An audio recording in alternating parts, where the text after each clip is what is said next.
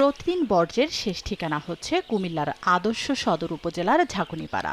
বছরের পর বছর ধরে এখানে ফেলা হচ্ছে সিটি কর্পোরেশনের সব ময়লা আবর্জনা। দুর্গন্ধ, মশামাছির উপদ্রব ও পরিবেশ দূষণের মধ্যে বসবাস করতে হচ্ছে আশপাশের ৮ থেকে ১০ গ্রামের মানুষকে।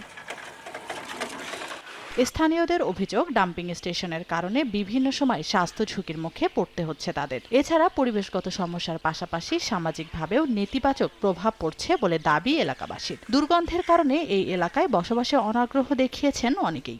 অতি মাছি মশার লাগি আমরা খাইতাম পারি না, কিনতাম পারি না। বিশেষ আমাদের সবার এলাকাবাসী সবার জন্য বহু দিক দিয়া জ্বালা যন্ত্রণা ভোগ করতেছি। আমাদের গরু, ছাগল, এটা মশা, মাছি।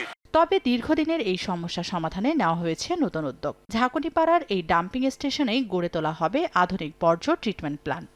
প্রকল্পটি বাস্তবায়নে ৫ একর জমি দিয়েছে কুমিল্লা সিটি কর্পোরেশন। ইতিমধ্যেই টেন্ডার হয়েছে, লাইভ শেষ হয়েছে, এখন ইভ্যালুয়েশন পর্যায়ে রয়েছে। ইভ্যালুয়েশনের পরে আমরা যে প্রতিষ্ঠানে কাজ পাবে তাদেরকে আমরা নমাদি দিতে পারবো, তারপরে তারা কাজ শুরু করবে। জনস্বাস্থ্য প্রকৌশল অধিদপ্তর জানিয়েছেন, প্ল্যান্টটি চালু হলে কুমিল্লা সিটি কর্পোরেশনের সব বর্জ্য আধুনিক প্রযুক্তির মাধ্যমে প্রক্রিয়াজাত করা হবে। বর্জ্য থেকে উৎপাদন করা হবে জৈব সার, পাশাপাশি প্লাস্টিক ও পলিথিন প্রক্রিয়াজাত করে উৎপাদন করা হবে বিদ্যুৎ। ব্যবহার করা হবে প্ল্যান্টের নিজস্ব কার্যক্রম পরিচালনায়। বিন, ডাস্টবিন বা বিভিন্ন বিনের মাধ্যমে কালেক্ট করে সেখান থেকে আমরা নিয়ে যাই সেকেন্ডারি ট্রান্সফার স্টেশন। সেই স্টেশন থেকে নর্মালি যেটা করা হয় যে কুমিল্লার ঝাঁকুনিপাড়া সেখানে ডাম্পিং করা হয়। তো আসলে ভবিষ্যতে যেটা হবে যে ডাম্পিংটা থাকবে না, সেখান থেকে আমরা বর্জ্যগুলোকে সরাসরি ট্রিটমেন্টে চলে যাব।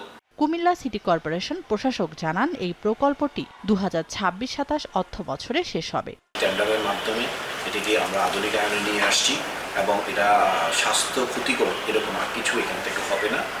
২৭-এর মধ্যে এটা কাজ শেষ হয়ে যাবে। প্রায় ৪০ কোটি টাকা ব্যয়ে বাস্তবায়িত এই প্রকল্পের জন্য ইতোমধ্যে দরপত্র আহ্বান করা হয়েছে। সময় সংবাদ, কুমিল্লা।